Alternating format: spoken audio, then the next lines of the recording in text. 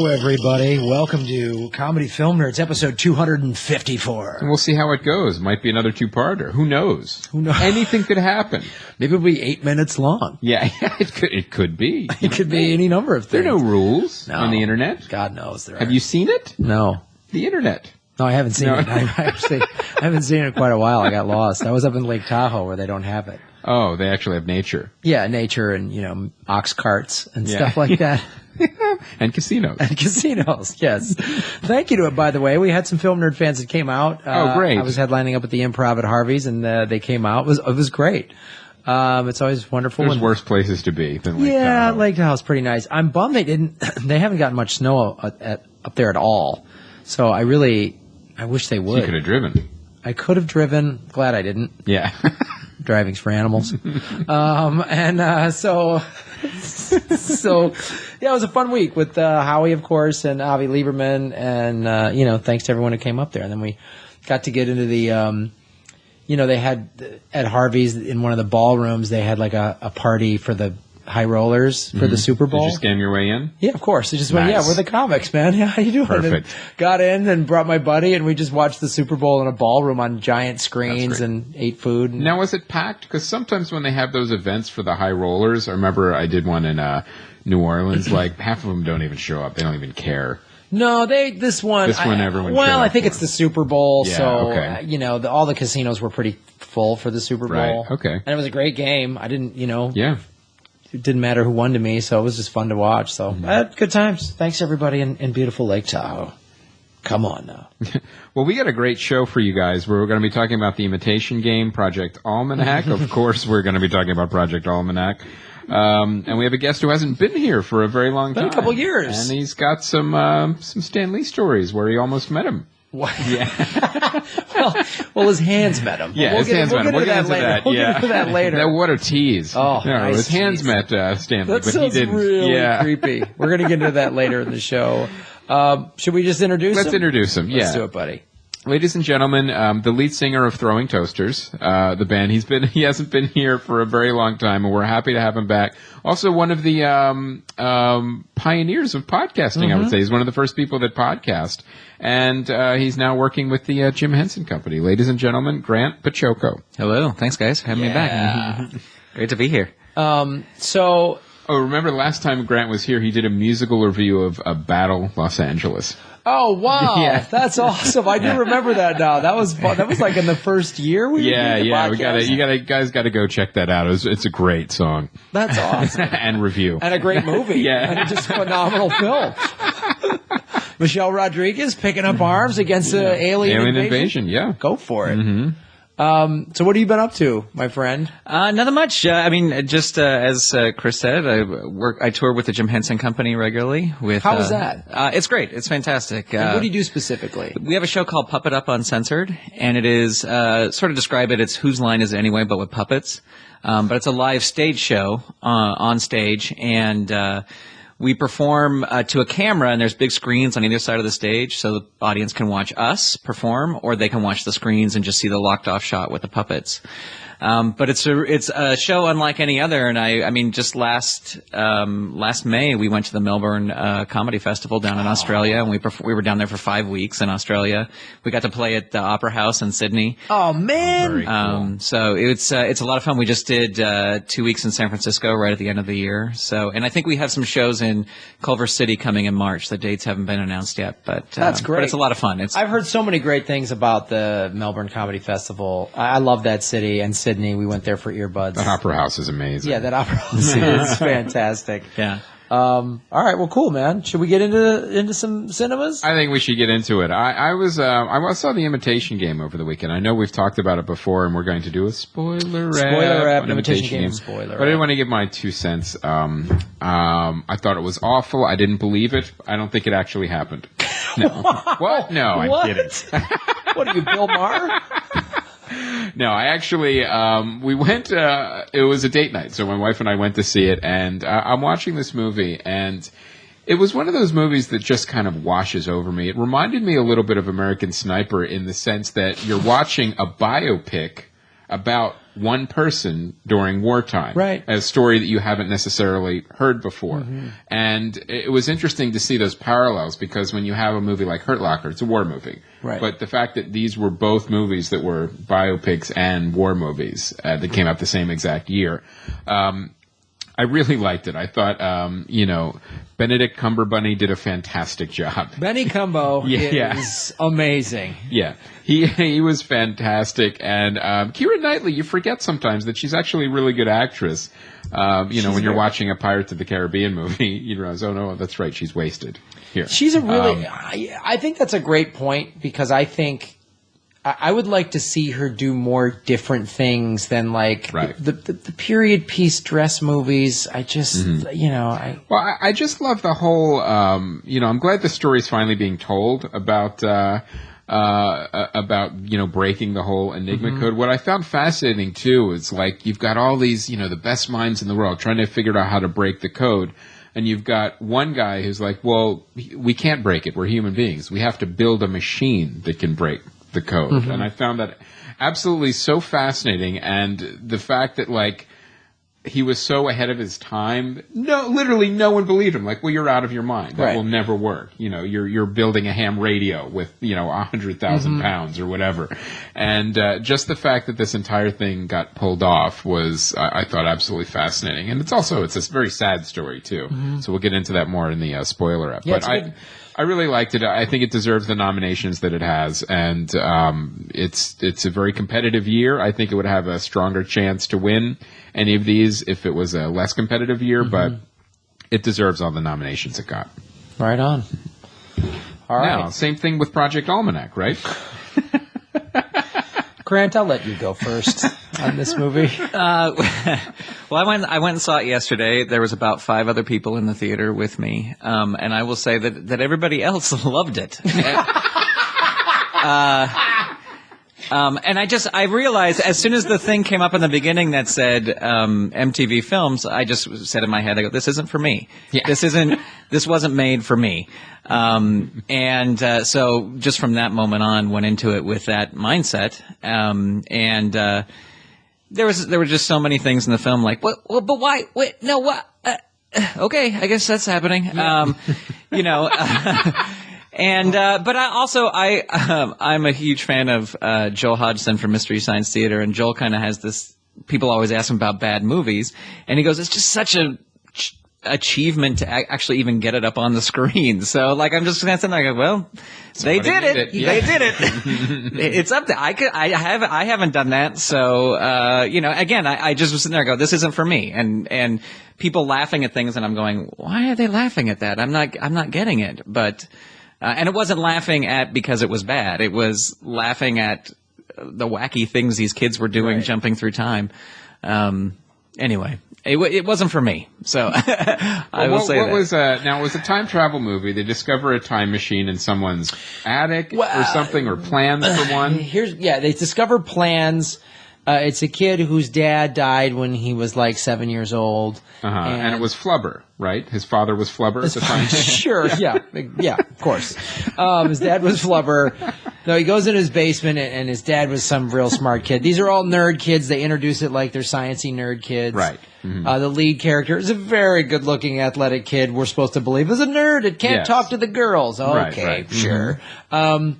So they find their dad's plans. Their dad was part of a very secret, covert, military, blah, blah, blah, called Porject Alamanac. Right.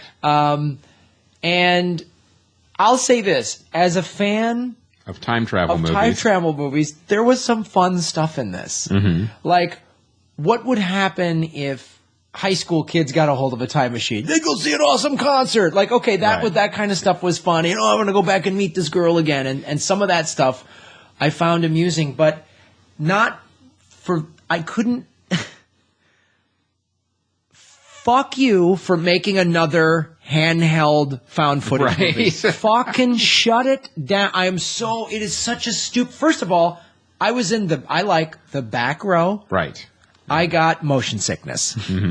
So I'm already wanting, and I was live tweeting it. Oh, I know. They're great tweets. Michael Bay has literally made me sick because he produced this, so I blame him. And then, like, I guess I'm going to get into some spoilers here. If anyone wants to go see this, it's your fucking problem. But they introduce the found footage thing, and this is why it's so dumb. You are then so painted into a corner with this stupid, contrived device. And you have to use it even when it's completely inappropriate to use it. Yeah, that happens to all the, a lot of these found footage movies. Because, wow, I could, you know what would really go well here is Steadicam. But no. So they would, and then of course they put in a couple like, wow, do you guys film everything? No one films everything. No one would film everything. They made that a rule. That was one of their time travel rules. Yeah. Was we have this rule, we have, we have to go together, and we must film everything. So no one gets fed after midnight. So they make that, exactly. They make that rule, and then there's some times where a big thing happens, they finally get the machine to go, and then it's in slow motion. Right. And the camera's moving around, and so they just bail on it to the, like, well, that's, what are you talking about? Like, they just introduce, and it's like what Grant said, they just introduce stuff like, well, science, maybe, or someone will, this is my favorite thing. Someone will ask some question about, hey, wait, how could you do that science-wise? And he goes, oh, stop asking so many questions. You're so annoying. Like, oh, that's how we're going to explain the science behind it? It's just... To ignore it? To ignore it. And it was just like... I mean, and it does that thing of... And again, this is why I love the time travel premise is if you go back and change something, what would it affect? What else would it, the butterfly effect. Yeah, the butterfly effect. Mm-hmm. So then this movie, it does that, and it just becomes a Final Destination movie. Then it's basically what happens. Oh, really? In terms of like, well, then everyone's going to start dying or whatever. Like, that's what it felt like to me. Did it feel like according to the trailer, too, it's like literally like the apocalypse is starting from them changing some Yeah, stuff. and that's like, okay. And then there's some stuff, I just did it to fall in love with this girl, and it's like, this girl was giving him signals, like, from the trailer, you're like, oh, that chick's hot, and she's into him, and he's just like... So what you're saying is you're not buying this movie? It's just... Here's the thing. There were moments I was engaged and went, this could be a cool premise. Right. If it didn't, A, have the stupid found footage thing, and B, if it had no involvement in Michael Bay and nobody writing it that was an idiot. Like That's a lot of ifs. It's a lot of ifs. Now you're talking about Final Countdown. Yeah, it's that you're like if you took everything that you just said and made a good time travel, because there are some very good time travel movies, and it's that thing with the remember we did that movie that came out a year or two ago where the high school kids get the superpowers. Yes, And again, the same thing. It was a cool premise. But do you have to force the found footage thing into it? Force the found footage thing into it, which ruined it, and then and this thing just felt like its depiction of high school kids was so stupid. Like, I guess that's MTV's bread and butter is these kids are idiots or what, like it felt so 50-year-old producers are making a movie about teenagers. That's what it felt like to me. Well, and there was even one line, no Facebooking, no Twitter, no Instagram. Like that was actually a line on the film, and it was like, we have to mention these things. Yeah, because like, I don't know how they work, but we should mention them. Well, the kids use them. Yeah, I've seen them on CNN. Yeah. So we should definitely mention them. Well, then there's no MySpace. That's bad. But there's something, I won't give a spoiler, but something major happens and the kid, it's just one of those situations where you would get the hell out of there. But he runs back to get the camera because you have to go back and get the camera or else there won't be a movie. It's one of the rules. Yeah. You have to film everything. I know. And it was so dumb. Wow. So dumb. It's so weird that, like a Michael Bay produced movie coming out in January would be stupid. And I wrote the first draft of the article, so that's coming. Yeah, and I was not able to get to see anything other than Imitation Game, but I'll make the deal that when I'm in Lake Tahoe, I'll see a horrible movie and write a review. You got to see Mordecai. Yeah, all right. Some piece of shit like that. It'll even out. Yeah, because that was.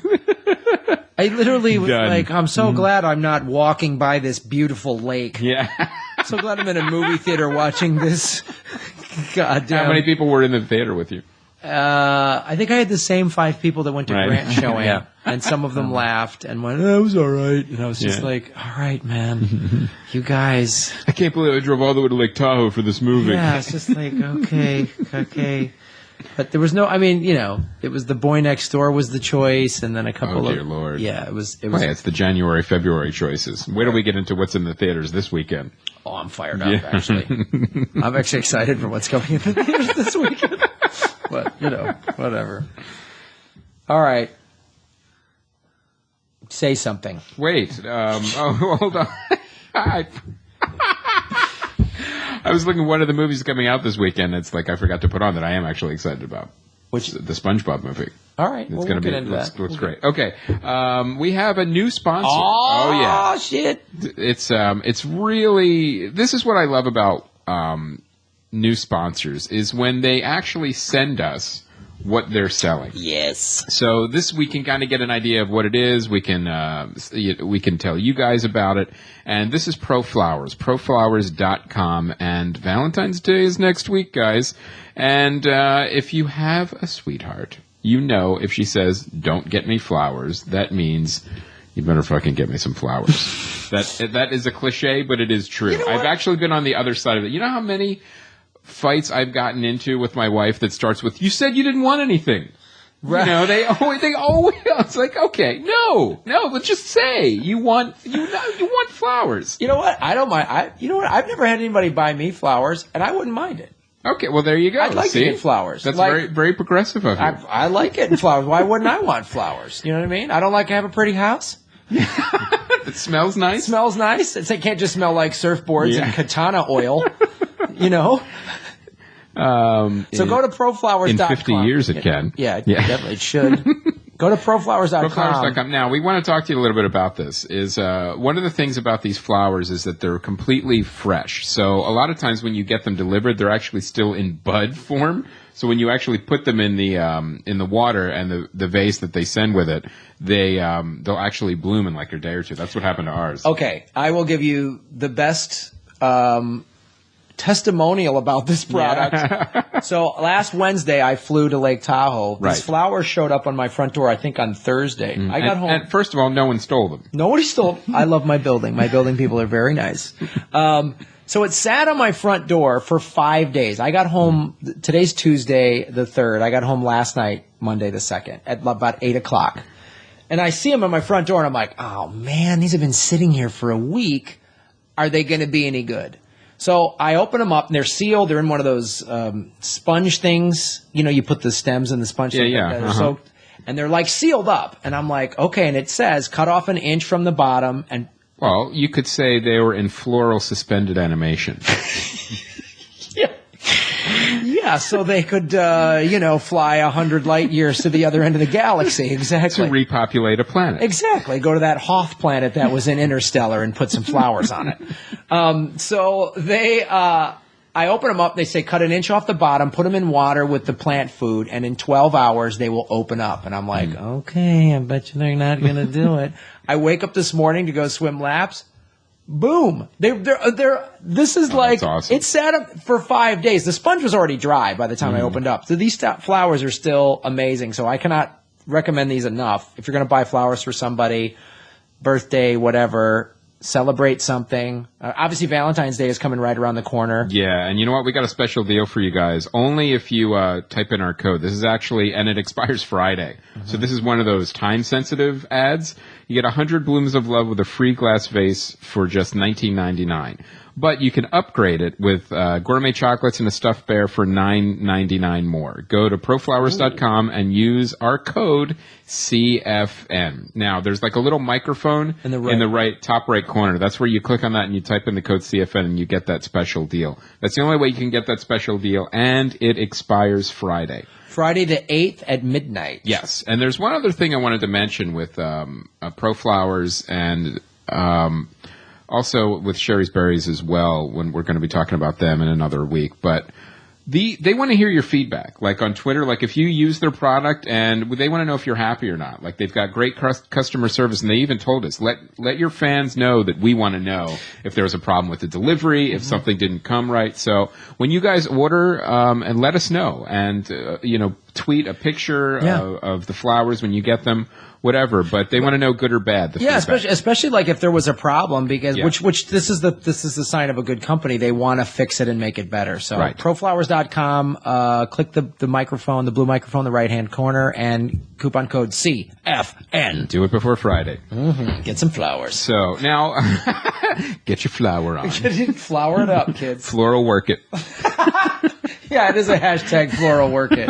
So now, Grant, we want to talk to you about touring with the Jim Henson Company, because you've got a special show, Puppet Up, but you just recently interviewed Stan Lee. Now, we want to hear about that story. All right. Well, a friend of mine, a good friend of mine, Darren, is Stanley's assistant, and he loves puppets. This guy Darren loves puppets, and he goes, well, you know, Stan has a YouTube channel, and we're looking for new content for the YouTube channel. Can you come up with an idea? So I got together with my friend Russ Walko, who's amazing puppeteer. He's an amazing puppet builder. He builds for the Jim Henson Company all the time, and we came up with this idea called the Ultimate Nerdament. And basically, it's these two puppets. One's a nerd; it's a nerd, and then his best friend robot that he built. And we went to Kamikaze in L.A., which was a big sci-fi convention. We were there for 3 days, and we interviewed people about superpowers. So it's sort of like March Madness meets comic books. So we made an 8-power tournament, and we asked people each matchup, and powers advanced, and so the show, the Ultimate Nerdament, is us. You know, each episode is 2 powers battling it out to find one winner, and it was a lot of fun. But then on the very last day, one of Stan's other assistants goes, well, why don't we just bring Stan by and you can talk to Stan about the thing? And we were like, yeah, okay. So, we were just kind of told, we were filming people and we were just kind of told it would happen. And so, when we puppeteer, we are looking at a monitor so we can see how the puppets are moving on the screen. And that's how most television movie puppetry is done. And so all of a sudden, suddenly Stan Lee was standing right behind us. And so we interviewed him about the 2 superpowers that were in the finals, and he gave great answers. He was hilarious. And then they whisked him away. And as they whisked him away, I realized, I said to Russ, I go, we didn't really get to meet him. This is what you said. He talked to our hands, but we didn't get to say hi to him, you know. But it still was very cool. And, the show is on Stanley's World of Heroes, and it's doing really well. They love it, and they want us to do a second season of it at Atlantic City Boardwalk Con in May. Cool. And we're working with we're kind of, you know, teasing them on the idea, but we were like, well, you know, if this is Stanley's YouTube channel, if he needs 2 reporters on the red carpet for the Avengers or for Ant-Man, Stanley and Jax, these 2 puppet characters would love to do it, and they're like, that's an interesting idea. So that would be awesome. That's really cool. Yeah, but they definitely said, and they brought, at Kamikaze, they brought DMC from Run DMC because he's got a comic out. So they brought him to come talk to us, and we talked to Richard Hatch from Battlestar Galactica. And so they were like, okay, next time we're just going to bring celebrities by all the time. Technically from both Battlestar Galactica. That's right. Yeah, exactly. So then, where can people see this, Stan Lee? It's on... well, you can go to the Stanley's YouTube channel, World of Heroes, or you can go to nerdament.com, just NERDAMENT.com, and then I post all the episodes there. But anyway, that's where you can go and check. And it's family friendly. It's a lot of fun. We kind of made the rule we're not going to make fun of people in costume and actually one guy was like, he didn't want to talk to us because some other film crew, he was dressed as Green Lantern, and some other film crew would come up to him and their questions were like, so when's the last time you slept with a girl? And like, those are all his questions. I'm like, no, we're having fun. We're fans. We're talking about superpowers. And people gave great, cause we got to ask them, we're like, oh, you want to have shape-shifting? Well, what would you shape-shift into? And we got some amazing, hilarious answers. And just had a ton of fun. So it's a lot of fun. And go ahead. I was going to say, you've been in the podcast space for a long time, and also, interestingly, with puppets. So yeah. Well, I mean, I did a podcast called The Radio Adventures of Dr. Floyd, and our first podcast was November 7th, 2004. Wow. So that's back in the days where you had to hand code your RSS feed. And so yeah, and I'm still doing podcasts. Dr. Floyd ended in 2012 maybe, and then So now I have a show called the Uncle Interloper Show, which is a puppet thing. It's a little puppet dog character, very family friendly. And he goes around. Like I took him with me to Australia and filmed. We went to a place called Featherdale Wildlife Park. And so it's just him talking to a koala bear. Or no, they're not koala bears. They're just koalas. They're not bears. Sorry. I was scolded in Australia. Yeah, they're adamant about that down there. It's a koala. It's not a bear. It's a koala. Anyway, but it's things like that. It's him out and about, and he's just this tiny little puppet that's fun to bring with me everywhere. So that is the main podcast I'm working on right now. I have a couple other audio dramas that are in various states of production, but that's the Uncle Interloper Show is the main thing right now. Oh, cool. Nice. So what, since we're talking about movies too, what are your favorite, like, puppet-driven, like, movies? I guess you have to, I'm trying to think other ones that Jim Henson didn't make that are, everything from Labyrinth to, Dark Crystal and some other ones. I Never-ending Story, of course. Never-ending Story, yeah. I'm more, I don't know, like more things that kind of influenced me puppet-wise were more TV things. Like growing up in San Francisco, there was a show called Buster and Me, that was just a local puppet show. And, that influenced me just as much as the Muppets did.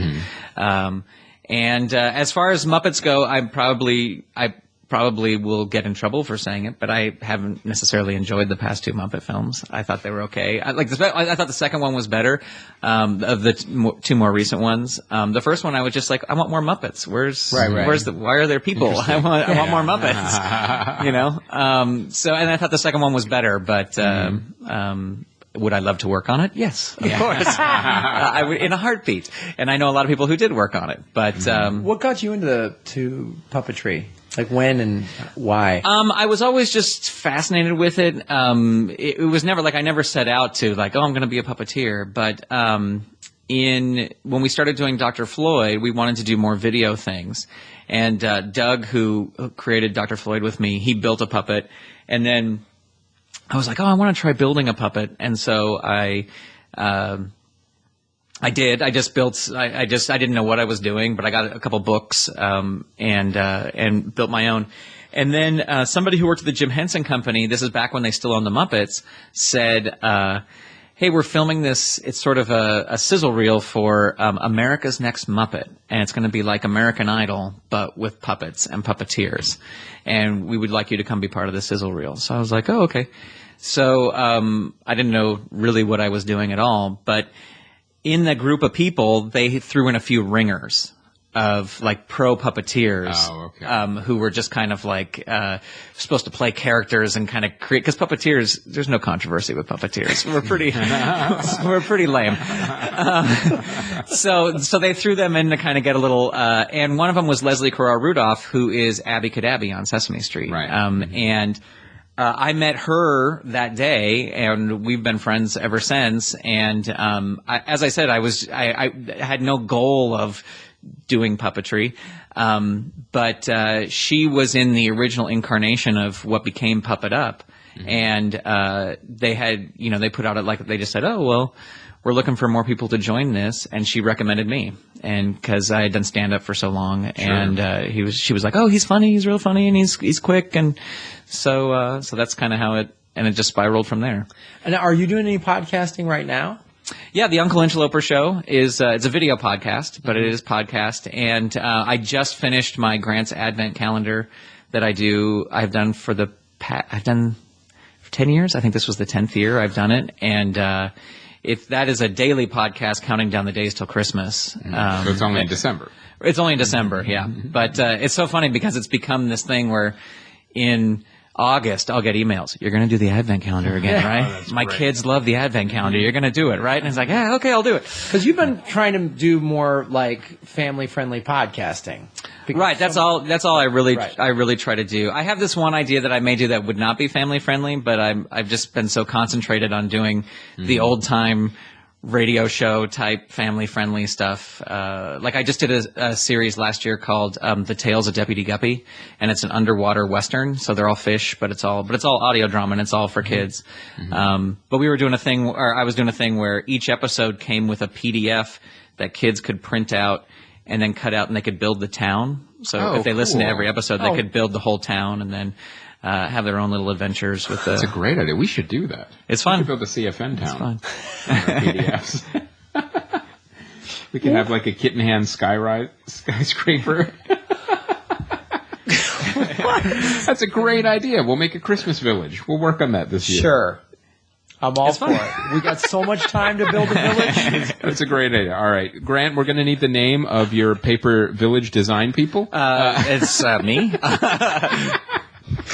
Actually, what I did was, this is really easy, was the old Lone Ranger radio drama did that on boxes of Cheerios. Oh, wow. And so if you go online, the towns are there. So I just took the towns and I copied the outline, but then drew in new stuff. So it's completely different. But so the houses are already pre-built. Right. So just cheating. That's how you do it.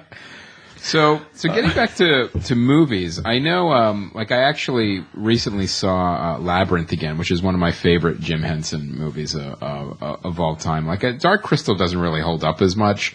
I remember as a kid seeing that, I'm like, oh, that was okay. Then I saw it again with my kids, and they could barely get through it. Whereas Labyrinth is another story. Labyrinth, there's something so magical about that film where you have everything from one of the members of Monty Python writing the script, George Lucas producing, and David Bowie in pants that are way too tight, singing songs with a bunch of goblins. Does David Bowie ever worn loose pants for anything? Like when his pajamas are probably I think latex. you're right. I think you're absolutely right. He's dipped into his pajamas. Yes.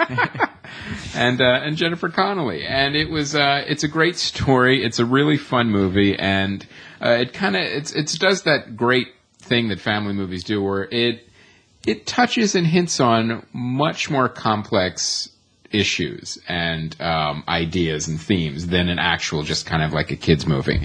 So definitely everyone check out Labyrinth if you haven't seen it, especially if you have kids. Now, I'll also say that the Toby who played the baby, Toby Froud, that was the Frouds who designed it, their son who played the baby in that. He just made a puppet movie. I haven't been able to see it, but people say it's really fantastic. Just kind of an independent puppet film. Oh, really? Yeah, cool. And I'm horrible. I'm forgetting the name of it. But if you search Toby Froud, I'm sure it'll come up. But it's yeah. And it's also, you don't really see that type of filmmaking, or even on television anymore. Everything is all computer generated now, so you don't necessarily see as many practical effects. And when you look at like a movie like Labyrinth and how elaborate not only the sets but the puppets actually were, like Jim Henson's Creature Shop has made some amazing things. Yeah. Like when you also look at things like The Storyteller. Giant dragons and griffins that take like many people to actually operate. Yeah, it's really it's fascinating, and it's an art I hope we never lose. I know it's kind of with computers kind of taking over a lot of that work. I hope we always still have that really cool puppetry and creature designs. Well, I'm very excited. I'm holding out hope for the new Star Wars film because there was that first announcement that J.J. Abrams did where the creature walked right up next to him, and it was a real creature. It wasn't CG. And then supposedly that ball droid is a real droid. That's not computer. Yeah, they're saying it's remote controlled. It rolls around and everything. So fingers crossed that that's very cool. That it'll be real cool. So, any other movies that influenced you? That influenced me. Yes. Well, it's funny to get into Dr. Floyd, and you talk about another George Lucas film, but one that no one talks about is I loved Radioland Murders. You're right. No one does talk about that's right. But that really inspired me to do the Dr. Floyd podcast because it was all about old time radio and it's I don't know. I like the movie. I like it. It's one that I watch, and I've watched a couple times. But it's an all-star cast. There's a ton of people in that movie. Yeah. It's written by George Lucas, and he did the story in Willard Hayuk. It's directed by Mel Smith. It came out in 1994, and it's got Brian Benben and Mary Stuart Masterson and Ned Beatty. It's got one of those movies that's got like 1,000 people in it. What year was it? 1994. 94. Yeah. So. Yeah. Anyway, but that was a huge influence on Dr. Floyd stuff. Cool. The early episodes of Dr. Floyd used snippets from the soundtrack of Radioland Murders. And then once we found out people were listening, we went and had a guy change all the music. Yeah. Remove the copyrighted music. Right, exactly.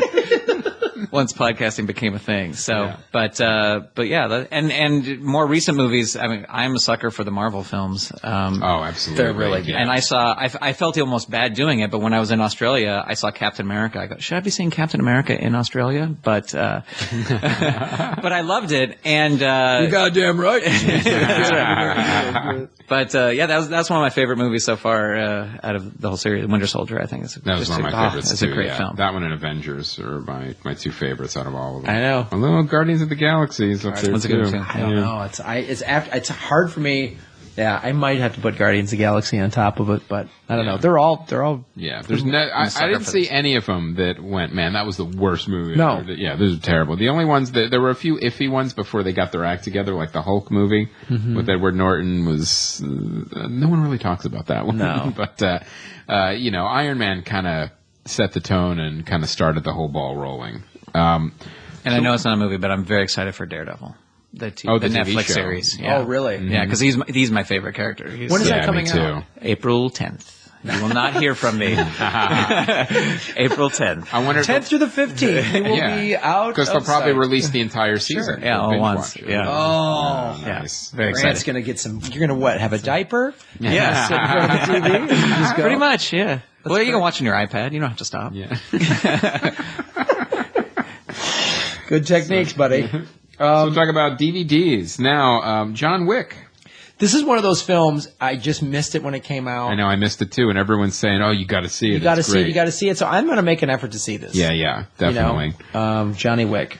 And it's weird. That's one of those movies too. It had like a weird release window too. Like it wasn't out for that long, and there was a bunch of stuff out, and it was kind of like, that would have been a great movie to release in kind of like. Well, the other thing too, I think it was one of those movies where I was like, emptier time. well, they didn't get behind it. I think that's the other thing, I think too. they Yeah, just yeah. couldn't figure out. how to market it.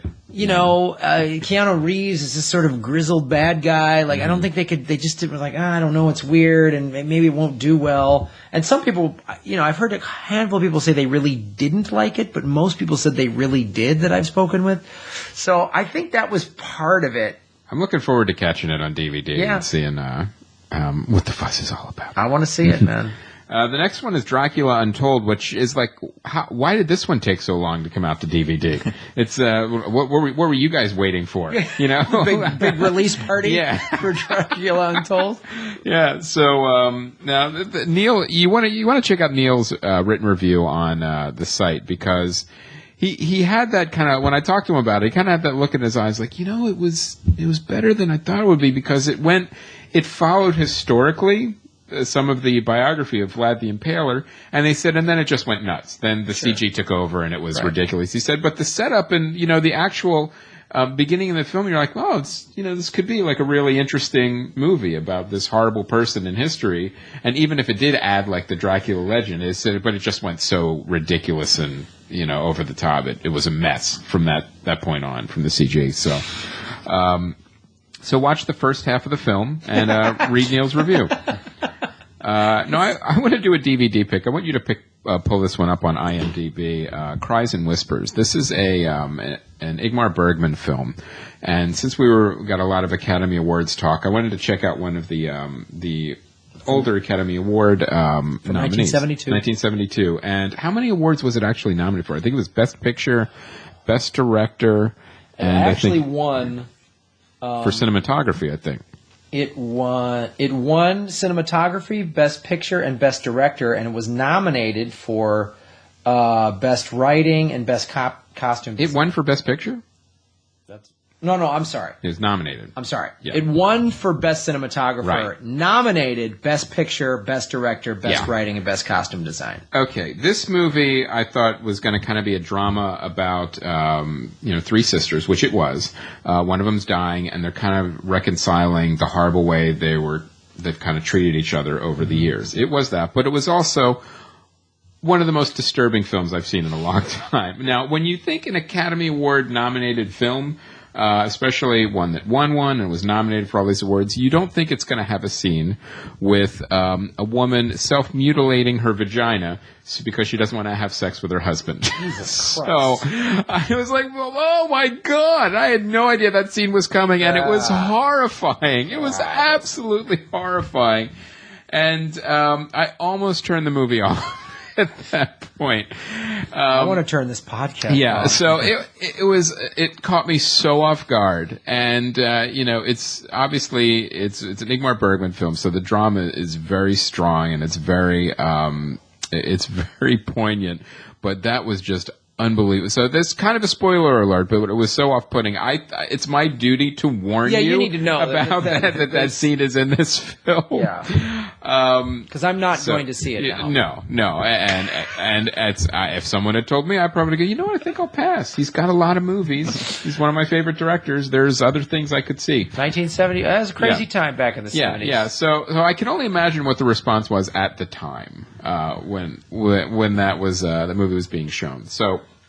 It is a very strong, disturbing drama with some also very disturbing other elements in it. And the thing that's so fascinating, too, about Swedish movies, especially Ingmar Bergman, even when they're shooting dramas, they use some horror movie techniques and elements. There's these really uncomfortable close-ups, usage of sound, everything from ominous, like...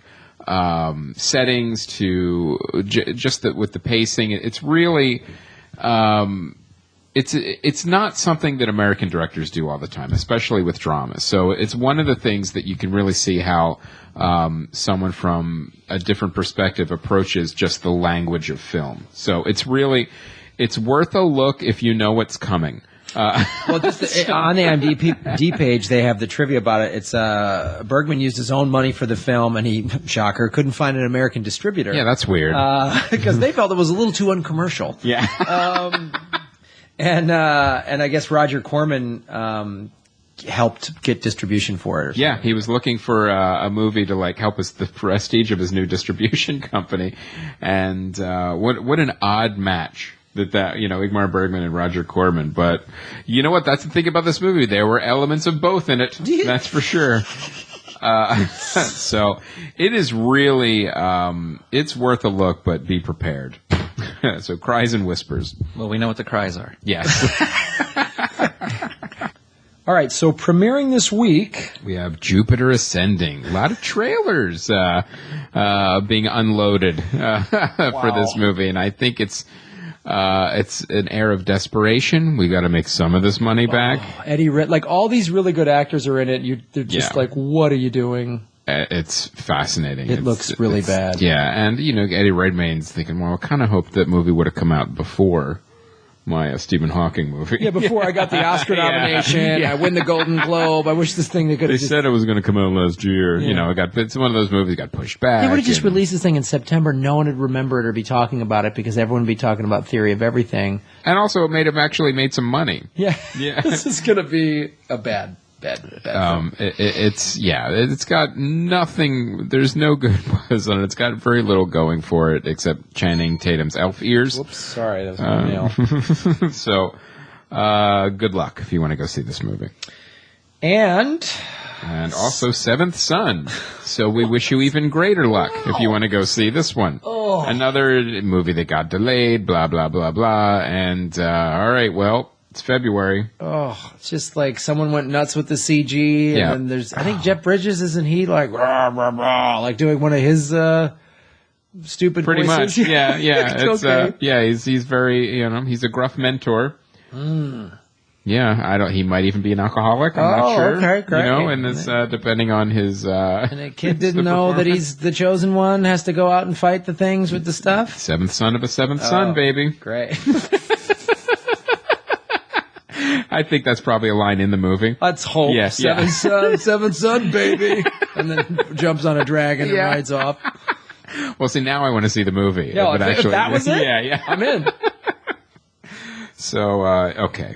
Yeah, it's there's plenty of movies to catch up on and not see those two. And also the SpongeBob SquarePants movie is coming out. Now, my kids are very excited to see this, but I gotta say, they do a good job. The last movie I saw, the SpongeBob movie, was actually, had like Alec Baldwin in it, and it was really funny. These are great kind of movies that are just, like, they follow the TV show. Like, you know, a lot of times it wasn't just kids ever watching SpongeBob. It was college kids and people that just really liked animation. So this one, they kind of they go out into the, quote, real world, and, you know, they become computer generated, so everything becomes 3D. So I'm excited to see it. I think it's going to have the same vibe as, like, the Lego movie, this one. So I'm looking forward to it, to bring the kids to it. I saw the preview before Porject Alamanac and then was sad. But I'm going to go back in time and watch SpongeBob. But what I love is when they're in the real world, there's CG, but also the real world kind of looks cartoony. Like it's like the colors everybody's wearing, and it looks great. It looks fun. Yeah, it looks really fun. All right, let's go to some fan feedback about the American Sniper spoiler up that we did. Some really great comments, you guys, on the Facebook fan page. First of all, one fan, Brian Hodling, asked if my uncle, when I talked about he fought in Korea, asked if he was in the Chosin Reservoir, and there's a documentary that he put a link to on I think it's on Amazon. Brian, I don't know that, and I will try to find that information out. There's a lot about my uncle that his wife. It's been redacted.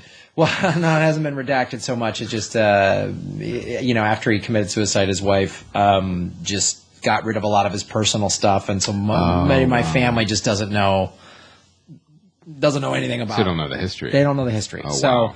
I'll look into that. But there's a great comment here, because one of our criticisms of the movie was, would he really be on the phone in a goddamn firefight? Yeah. Okay, well, Kenny Mitchell posted on the Facebook fan page, just so you know, the far-fetched sniper on a phone story happened between my friend and his dad. He had been sitting miles away on a rooftop board while waiting for the baddies to show up, and they did while he was on the phone. UK sniper team in Afghanistan. So, Kenny, that is awesome, and thank you for sharing that with us. Did he hang up? Did he? Now, did he put it on speakerphone? Yeah. Kenny, how did he? Yeah, how did the story end? Did he have a Bluetooth? How did this all shake out? And then Peter Frazier wrote, "Great movie. I have no effing idea how Bill Maher thought this was a propaganda recruitment film. This was a soldier's journey. The movie left me hollowed out. Going to be thinking about it for days. Won't lie. A couple of times in theater, almost lost it. Another thing, I can't recall the last time a theater emptied when it was done, and you could hear a literally pin drop." That's a great comment, Peter. And then Samuel Maynard wrote, "You guys didn't touch at all on Chris Kyle being a big fat liar." Which now this is again, more information has come out, and it also shows the wide spectrum of responses to this film. It's a great thing, and this is when I'm so glad you guys are doing this. Someone else on Twitter posted, decent movie. I liked your guys' spoiler ep, but the whole tying 9/11 to Iraq was a bunch of neocon bullshit. A great, valid point. So let me address the Chris Kyle being a liar thing. First of all, I didn't know about that. The liar thing, this has all come out in this sort of media tsunami, so to speak, surrounding this film. Jesse Ventura, former governor of the great state of Minnesota, also a former Navy SEAL. There was a lawsuit. There was a lawsuit that he won against Chris Kyle. Chris Kyle said somebody came up to him in a bar and said, you Navy SEALs or something, said something to him, and Chris Kyle punched him out, and he said later in an interview, oh, that was Jesse Ventura, and Ventura's like, that's bullshit. So that's what the Samuel Maynard comment is.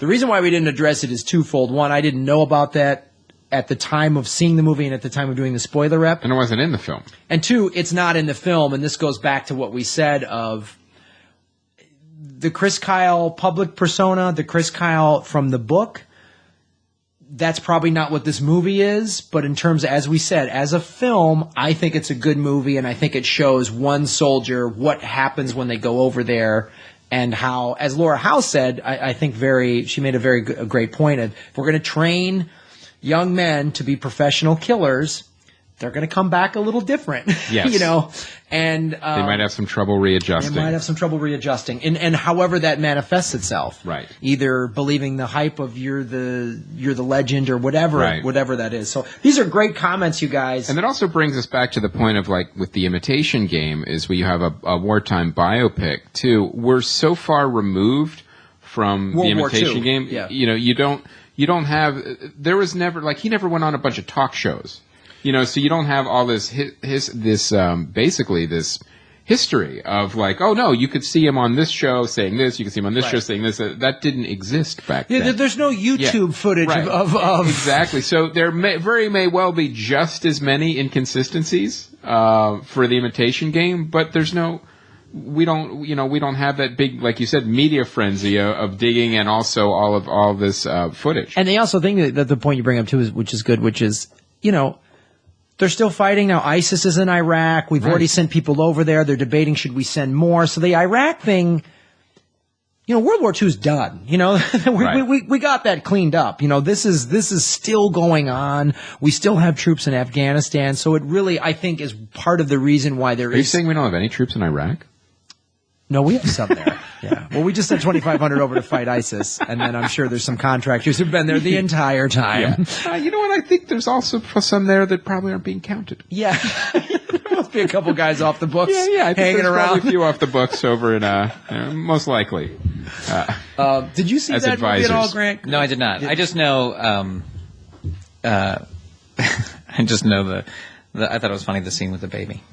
Yeah, the fake baby. Yeah, that we got so much of that on Twitter. Like the biggest crime of that movie is the fake baby. And I would love to hear the behind the scenes. Like, Bradley, let me just make the arm move a little bit. Yeah, just next scene. yeah, Can I just make the arm move? So thank you guys. That is great fan feedback, and we love these kind of discussions and about a movie like this. Yes, so. and also for the Site Spotlight, we have Neil's Predestination review. Now, there's actually a good time travel movie out right now. What? And this is the guys that did the directors that did Daybreakers. It's an Australian film, but again, not getting the release, not getting the publicity, and How getting did he literally see it? nothing. How did Neil? It's on demand. You can check it out on demand. But it's also another fan had brought it up too. You guys got to see this movie. It's Ethan Hawke, and Neil starts his review off by saying it was a great January surprise. You know, it was a good movie released at the right time because there was nothing else to watch, and he said it's a solid science fiction time travel movie. All right. So definitely check it out. in. Yeah. No, I wanted to see it too. I had heard ever since one of our Australian fans said, "Look for this film." I was like, I really want to see this. And it's based on a Robert Heinlein story, and it's like, from what I hear, it's like classic good science fiction. And guys, just so you know, I mean, you guys send us recommendations all the time, and we can't get to all of them, but please keep sending them because you guys send us some great stuff that we wouldn't have known about otherwise. And again, as we've said, I love touting a good indie film that might not be getting that much press. Right. So thanks again for that, you guys. And one thing I want to mention too about the shopping cart right now, like we still have a lot of stuff in stock. We've got all the Dana Gould stuff. We're actually going to be adding some more stuff in there, although we're going to be putting some stuff on sale soon too. We're going to be putting some Hit Clown and Hello Junkie shirts are going to be on sale soon. But also, every once in a while we go into the cart and we see there's a couple of failed orders. So, like, if you guys are having trouble checking out or anything, just let us know because we don't really have a bunch of people working on the cart every day that know, like, if there's anything like wrong that's not working, let us know. Just info@comedyfilmnerds.com, and that'll kind of make us aware of it a little bit more. Like last year around this time, PayPal shut off our cart without telling us. And we were about 6 weeks to 2 months without orders. I'm like, the orders haven't come in a while. And then we realized, no, you guys couldn't order anything because it was broken, thanks to PayPal. So, thanks. So let us know if you're having any trouble because that's how we find out. All right, guys, that's our episode. This was a good one. Thank you, guys. Grant, where can people find you on the internet, listen to your podcast, watch it, see you do a puppetry? Where will you be watching Radioland Murders again? In my house. That's really the only place it shows. But no, you can go to mrgrant.com. That's mrgrant.com. That has all my stuff. I just put everything there. So if it's a kid show or if it's a Puppet Up or whatever, it'll all be on that website.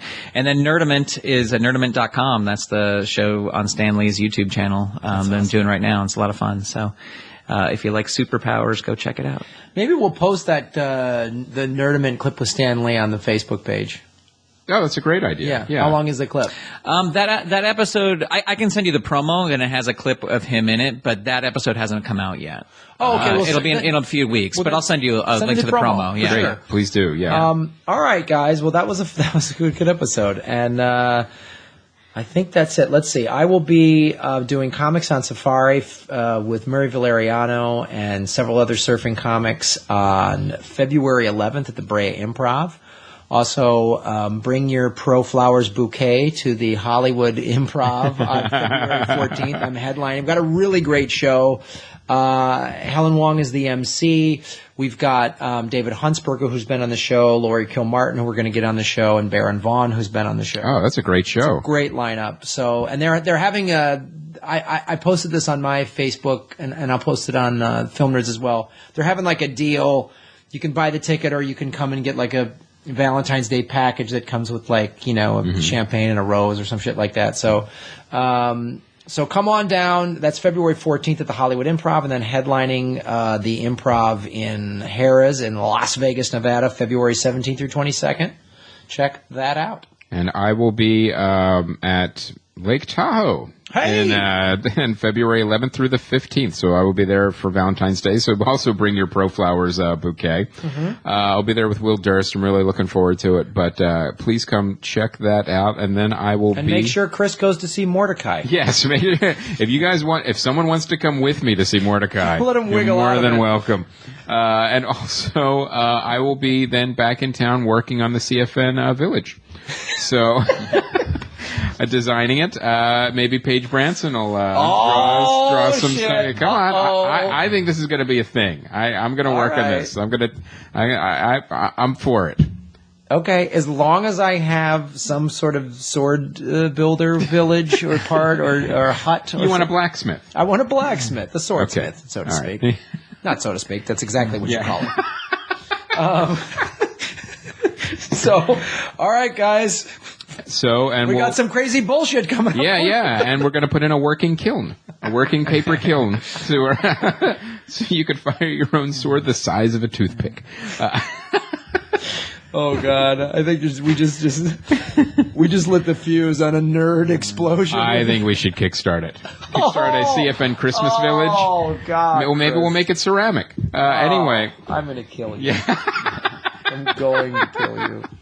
So, folks, that is our show. Don't forget proflowers.com and use the coupon code CFN. It's only good until this Friday, February 8th. And I think that's it. That's it. Thank you, Grant. Thank you, guys. My name is Graham Elwood. And I'm Chris Mancini. And as always, remember, Han shot first. We're making the village. God damn it.